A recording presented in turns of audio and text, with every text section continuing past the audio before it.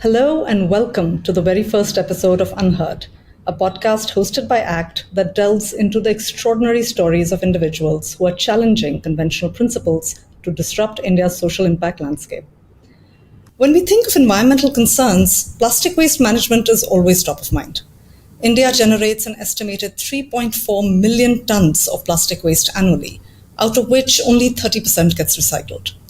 The remainder is essentially non recyclable and either ends up in landfills for incineration or is dumped in aquatic bodies, contributing to carbon emissions and severely impacting local ecologies. Our guest today is the founder of APChemi, a chemist turned social entrepreneur who decided to address this gap by pioneering an advanced pyrolysis technology that truly enables plastic circularity. APChemi is breaking barriers associated with traditional recycling by converting non-recyclable plastic waste into a purified oil, which can be used to produce sustainable chemicals and even aviation fuel. Having partnered with corporates and municipal corporations alike, the solution has the potential to also offset the demand for fossil fuels in the long term. Welcome to Unheard, Suhas. Thank you so much, Alankrita. Thank you. Really glad to have you. You're a chemistry major who could have Yeah, worked in any global corporation of your choice, but your obsession with plastic waste led you to become an entrepreneur and start AP Chemi. What's the story there? lot of early age motivations kind of form the what you do tomorrow. Back then, when I was a kid, that time kids used to burn plastics. I was brought up in an interior village in Maharashtra, so there these kind of things used to happen. Now I know that burning plastic waste is incineration and that creates a lot of harm. But yes, back then that was the first introduction to plastic subjecting plastic to heat. And then after that, during graduation, it so happened that we had some kind of a glassware assembly arranged, and Hmm. I was like, okay, now that the professor has not turned up, what if I put plastic into the reactor and see what comes out from the condenser? Hmm. So those were the early stage experiments. It's not like you have an idea, the idea has you. Yeah. And I remember this really interesting story from one of our earlier conversations where you had essentially created a small plant and you had demonstrated it by putting it into the back of your car. Would love to hear a little bit more about that. What was that initial hustle? Yeah, I mean, after the management studies, I worked for corporates in marketing, deciding strategies, how what the sales team would implement and all. I did that corporate kind of a job till 2007, but it didn't give me the satisfaction. I wanted to do something around converting plastic into oil. Those few experiments that I did during the graduation kind of motivated me to do that. So I quit my stable job, used my all of my savings to put up a small pyrolysis plant to convert maybe 1 or 2 kgs of plastic into oil, and then started showing off those plants at it's like you get a free stall at city council exhibitions because there's hardly anybody who wants to go there and exhibit. So entrepreneurs, very early stage entrepreneurs who don't know what they are doing, they very easily get a stall there. So I started displaying it there, thinking that I'll display it at an exhibition of a municipal corporation, and I'll get a contract of the municipal corporation, not knowing at all what government contracting is. But then that's once you put your idea out there in the world, people who like your idea kind of start talking to you, and then that leads to something. But around 2018, a lot of legislation started around circularity of plastics, and that led us to understand that just because if you convert plastic into oil, that's not enough. That oil needs to have a good enough quality. So that's where the industry started going once the legislations came supporting advanced or chemical recycling of plastic waste. Yeah. Yeah. I mean, the market has definitely changed quite a whole lot. But, when I think of founders and especially founders in the clean tech space, actually founders anywhere really, it's all about failing fast, learning fast, pivoting fast. What are the lessons that enabled you to build faster, better, stronger with AP Chemi today? So uh, I mean, the way I look at entrepreneurship is it's your decision to solve problems, the problems that have not been solved. And the moment you venture into something like that, then there are bound to be failures. And then once the mistakes come, what can make a lot of difference is how quickly you get over with it and just solve it and create a larger value, so that this failure that you encounter, that just doesn't mean much in the overall turn of events. This happened in somewhere around uh, 2011 to 2014, wherein I had a stable reactor design and a process plant design where we knew that we could deliver that design and ensure that the what we deliver, what we promise, gets delivered. During that time, I came across a gentleman who had served at a very high level as a senior process engineer and director of a global organization. He proposed the design of reactor which would work better than my existing reactor design, and I tried. I was like, I got influenced. I thought that, okay, somebody else's idea, new ideas, just because that person is experienced, can work better than my proven ideas. And I adopted that design in a project that had nothing to do with him, of course with his consent, and then the whole thing did not work out. So that's where I learned a lesson, that don't get infatuated about, if somebody comes across very intimidating, just be grounded. You know your technology, you know what you're doing, so just stick to that, and don't take decisions of don't take sudden decisions as such. The focus was more on selling systems that work. But with APChemi, agile process chemical cell, our focus is more on building collaborations that sustain. Yeah. And that's, it's interesting how you weaved that into your company name as well. It was such a big lesson at that point of time. There's always this one big driver that propels this journey forward, right? So for you, Suhas, in the larger context of India's climate goals, what is that catalytic role that you as a social entrepreneur see yourself playing? I mean, we as an organization, we believe that we can divert 500 kilotons per annum of plastic waste away from landfilling and incineration by 2030. We are setting up an oil purification plant of our own, first of its kind plant in India, to upgrade the pyrolysis oil to requirement of a petrochemical buyer. And then also we want to license this technology so that we don't have to depend on crude oil for production of new plastics. So it's almost like playing a role in the larger decarbonization movement. I do actually want to, at this juncture of the conversation, I do want to share a snapshot of APChemi's trajectory so far. I mean, your solution has recycled 179 million kgs of non-recyclable plastic waste into pyrolysis oil, with the goal of reaching 1 billion in the next years. It's created over 3,000 jobs, over 47 projects, has 5 granted patents, with 12 more in the pipeline, and successful partnerships with folks like Shell and KIIT, TBI, and the Indo-Danish Hydrogen Coal and more. Your conviction to build and grow in this space seems to have moved mountains.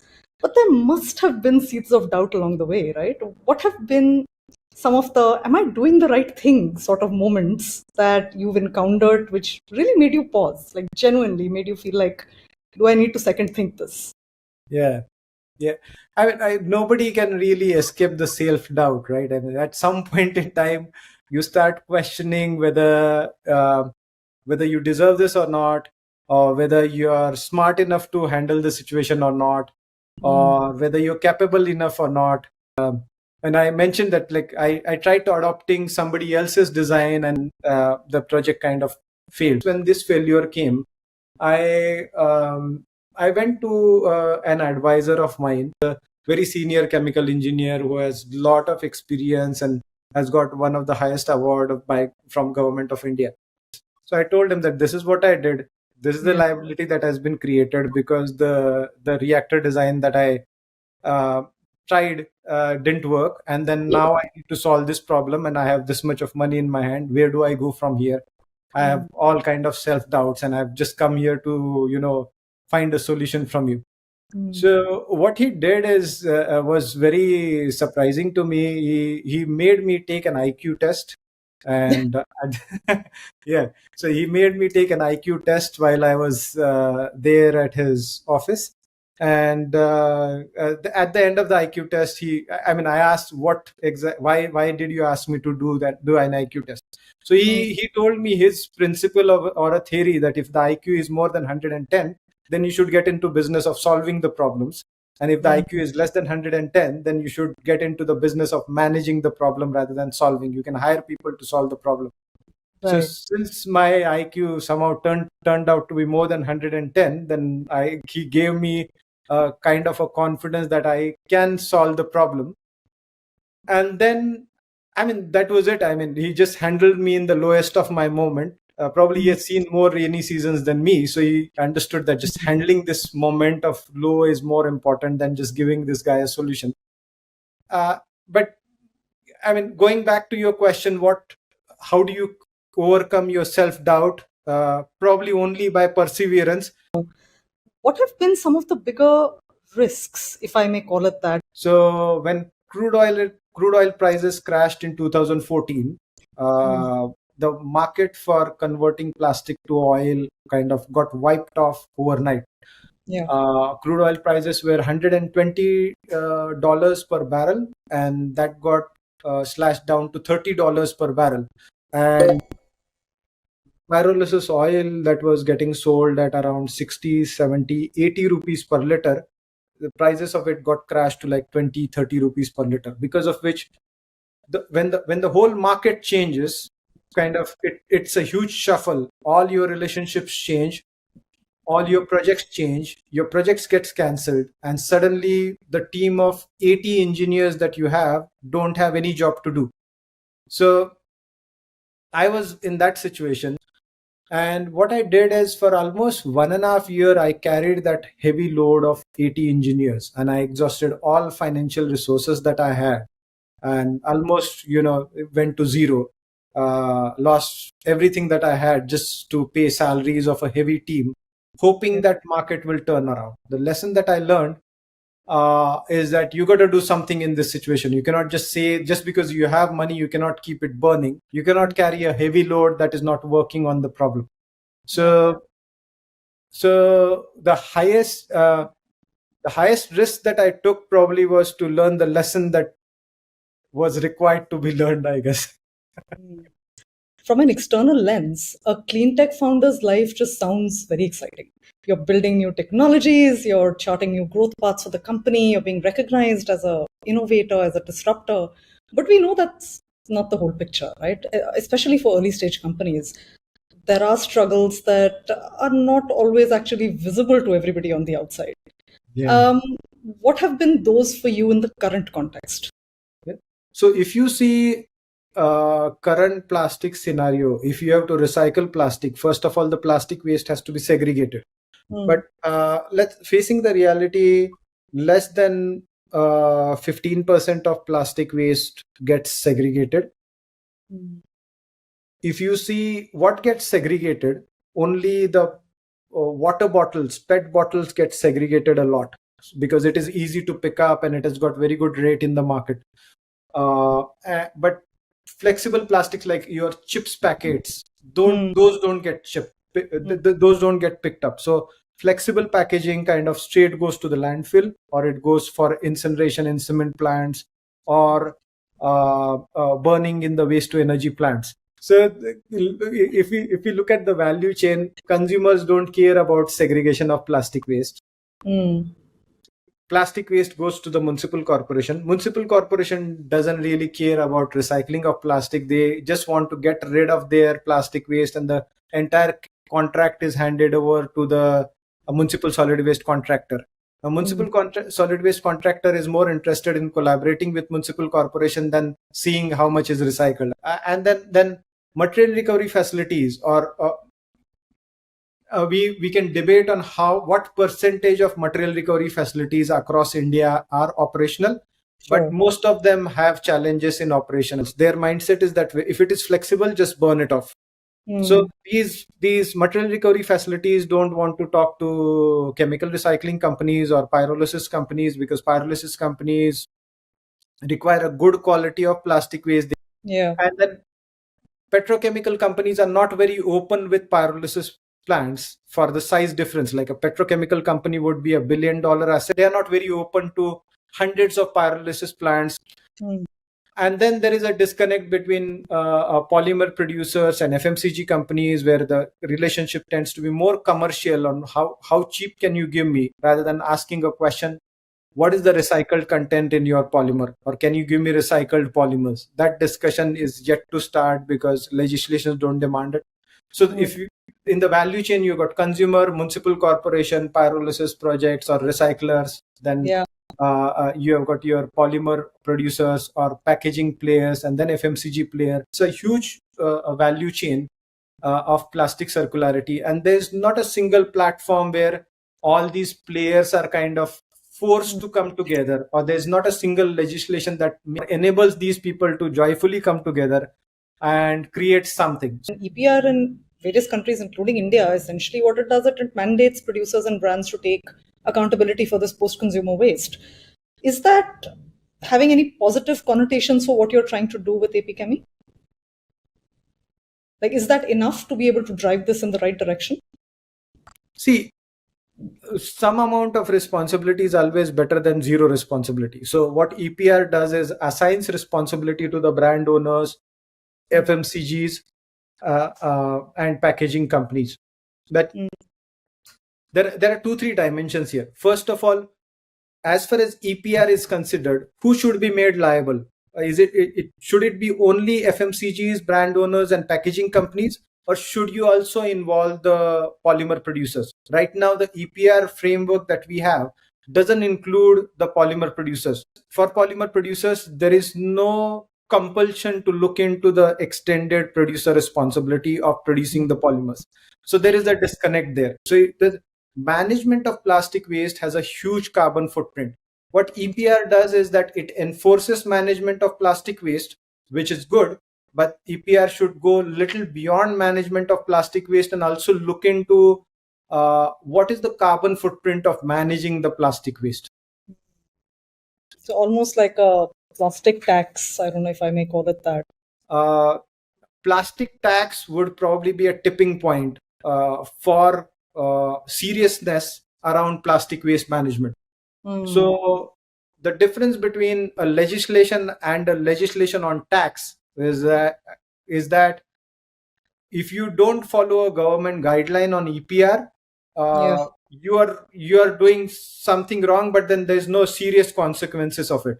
But if you have something like plastic tax, and if you don't follow the legislation around plastic tax, then evading taxes is a very serious situation. So it kind of puts everybody on the spot. But then again, that plastic tax, whom all does it affect? Plastic tax would do much better than EPR, 1,000 times better. But then covering the entire value chain is more important than just having these legislations. It's really hard to not look at one without looking at another. And interestingly enough, I recently read somewhere that even though Asia is like the center of the plastic waste crisis in a lot of ways, 95% of investments to solve these plastic problems are actually happening in the US and Europe. And we know clean energy is a huge opportunity, but I think also the biggest challenge for climate tech startups is often to secure enough funding to overcome that period between, creating a minimal viable product to reaching product market fit. In that context, what are some of the big things you have learned along the way? Amount of funds available for these kind of initiatives, and overall availability of funds to SME, small and medium enterprises, is very low in India. For example, probably only access to capital that entrepreneurs in India have is this funding scheme called CGTMSE. Other than that, there's not much access to capital that really small and medium entrepreneurs have. Compare that to these developed countries. So if you set up a business, let us say in Singapore, it's very easy to get substantial in 3 stages. One to develop the technology, second to scale it up, and third to commercialize. So government is betting at least, you can say, $500,000 on entrepreneurs who are serious at what they want to do in all of these developed countries. Compared to that, capital availability in India is challenged for small and medium enterprises. Very earlier on, what we realized is that like when I attended those municipal corporation exhibitions and displayed my technology there as a very young entrepreneur way back in 2007, 2008, very quickly I realized that stop dreaming about $1 million contract. I mean, that time. And what is more important than raising funds is having a cash flow. So as long as you have a cash flow, whether in whichever part of the world that you are, you will sail through. Yeah. And I was also hearing you talk about one of your mentors, and it almost feels like the presence of the right mentors, the right advisors is also fairly critical. Of course, not only they bring in a very independent perspective, but they also encourage. So that kind of plays a very important role for entrepreneurs. I tried to build something without advisors. Of course, I went ahead, but it felt like a lot of struggle. It is not necessary that you have to struggle so much. Of course, you have to put in effort. Effort and struggle is a different thing. So effort doesn't get reduced, but the struggle gets reduced for sure in case you have right advisors. We know that cracking PMF with like a B2B solution in the sustainability space is actually quite tricky. In your experience, the journey that you have traversed with APChemi so far, what is that right approach, if we can even call it that, for clean tech founders to adopt? So in market, you're going to come across 10 different customers or 100 different customers. You cannot say that each of these customers have the exactly same requirement and I'll serve them with this technology only and this solution only. And the entire, the strategy product market fit will work like this. So it really helps to talk to them, and also not only entrepreneur talking to them, but also training your team on how to interview the customers, understand where do they come from, what are their priorities, what are their worries, what they are looking for to go to the next step. There's no substitute for it. But at back of your mind, you need to understand that every customer is going to be different, and customer dictates the product market fit rather than you dictating the product market fit. Completely. I mean, I couldn't agree more. So customer centricity is, I think, extremely key. But I want to come back to your big purpose, Suhas. You articulated that a little bit while ago, and you talked about decarbonization. And look, that's not a revenue goal. That's not a valuation goal. That's an environmental goal. Right? So for social entrepreneurs, I feel like it's so imperative to focus on both purpose and profit. How do you balance business sustainability with climate impact? So profit can also be one of the purpose, and lot of entrepreneurs work on that idea that as long as I'm making profit, that is a good purpose to have and all will be good. But very soon, and hopefully sooner than later, there's some emptiness that comes into the business. It becomes very artificial and you don't really solve real problems and all. And I mean, I learned this from my grandfather. I asked my grandfather about some advice for the business and all one day. Then he asked me, what do you call finance in Marathi? I didn't know. He said, go and ask. So my mother told me that it's called Arthashastra. I think that makes sense. So I went back to him, and then he made me understand the meaning of that word, that there is Artha and then there is Shastra. So it is Artha is meaning, and then Shastra is science. So science of meaning is Arthashastra. The way we think about business or profitability in our this part of the world, as long as meaning is there, money will be a byproduct of it. Profitability will be a byproduct of it. Yeah, in fact, I remember in one of our earlier conversations, I have heard you say that purpose takes you much more farther than things like market valuations, etc. ever will. And that to me was actually a very powerful statement, right? what are some of those fundamental shifts that founders who are building in this space need to keep a very close watch on so that they can help India accelerate its progress towards our climate action objective? So that's a very interesting question. I mean, if entrepreneurs indulges into doing something that is not aligned internally and externally, there'll be a lot of disappointment, regardless of whether the market has challenges or not. Once you have that base, uh, then what probably you want to do is as early as possible get advisors. Having somebody else challenge your ideas in a friendly manner is it's extremely valuable, especially earlier on, so as to prevent the blunders. Then market is going to be mix of opportunities and challenges. If you focus more on challenges, you will experience more of that, but find out where are the opportunities and focus on that. And also try to match the size of opportunity with size of expenditure that you have to incur to keep the business alive. Go for smaller opportunities as well. So if you are an entrepreneur and probably if nobody knows about you, you want to ensure that you have an invoice ready for a smallest size to a medium size to a largest size, so that whenever you come across a market, a problem in a market where somebody can pay for your goods or services or expertise, you have that to offer. This has been absolutely incredible, Suhas. Thank you so much for joining us for this conversation today.